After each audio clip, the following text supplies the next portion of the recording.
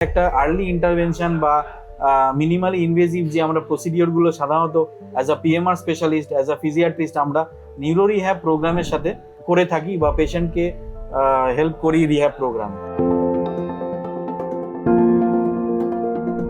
নমস্কার, আমি doctor Kaustav Basu Thakur, consultant rehabilitation physician at রিহাবানা, কলকাতা। আমার সঙ্গে আছেন আমারই সতীর্থ বন্ধু ভাই ডক্টর অম্বর কোনার। নমস্কার।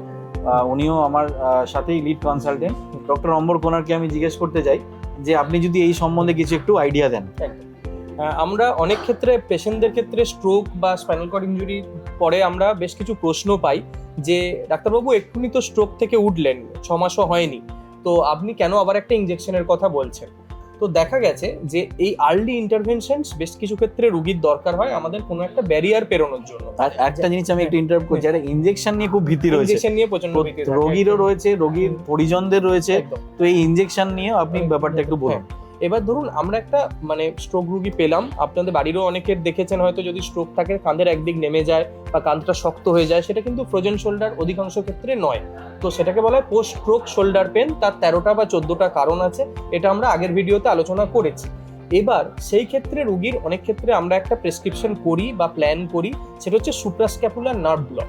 এই সুপ্রাস্ক্যাপুলার নার্ভ ব্লক যেমন একটা মিনিমালি ইনভেসিভ প্রসিডিওর, আমরা ইউএসজির মাধ্যমে অথবা ল্যান্ডমার্ক গাইডেড যে এই যে নার্ভটা আছে সেটাকে ব্লক করি। তার ফলে রুগীর প্রায় ব্যথা 70 থেকে 80% কমে যায় এবং তিনি সব থেকে বেশি ইম্পর্টেন্ট হচ্ছে তিনি ফিজিক্যাল থেরাপি এবং অকুপেশনাল থেরাপিতে পার্টিসিপেট করতে পারেন। তাকে যে হাতের কাজগুলো শেখানো হয়, ওপর থেকে জিনিস পারা, জিনিস তোলা, এই জিনিসগুলোর জন্য কিন্তু আর্লি ইন্টারভেনশন শোল্ডারের ক্ষেত্রে খুব বেনিফিশিয়াল এবং খুব হেল্প করে।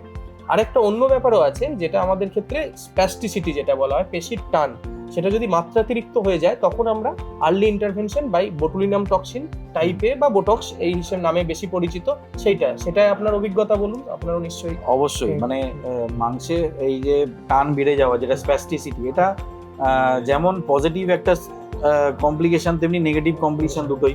তো আমাদেরকে স্প্যাস্টিসিটি এমনভাবে চিকিৎসা করতে হয় যাতে রোগীর তাতে লাভ হয় বরং ক্ষতি কিছু না হয়।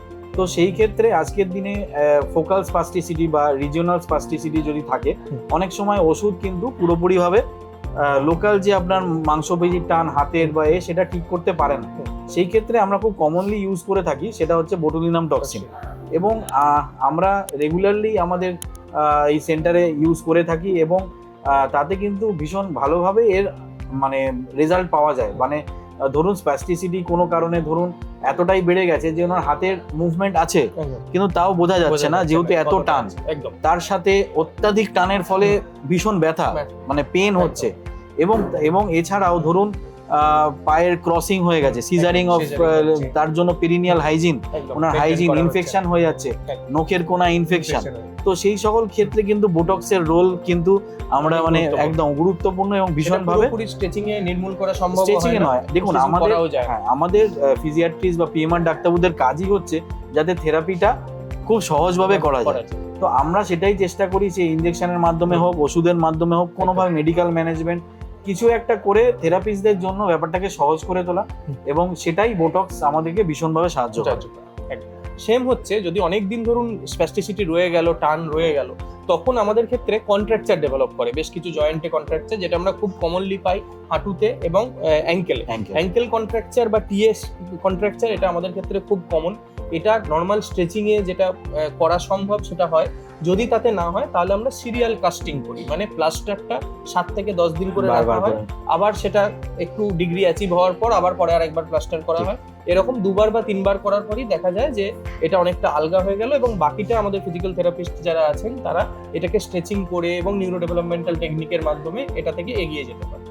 তো আর আপনার অভিজ্ঞতা যে আপনার এই যে পেনের ক্ষেত্রে অনেক ক্ষেত্রে দেখা যায় আমরা পেন রিলিভিং বেশ কিছু মেডিকেশন, যেমন পেরিফেরাল নার্ভ ব্লকস যেরকম আছে তেমনি কিছু ওষুধও থাকে, এবং এইগুলোর আর্লি ট্রিটমেন্ট খুব জরুরি যাতে রোগী ইনভলভমেন্ট।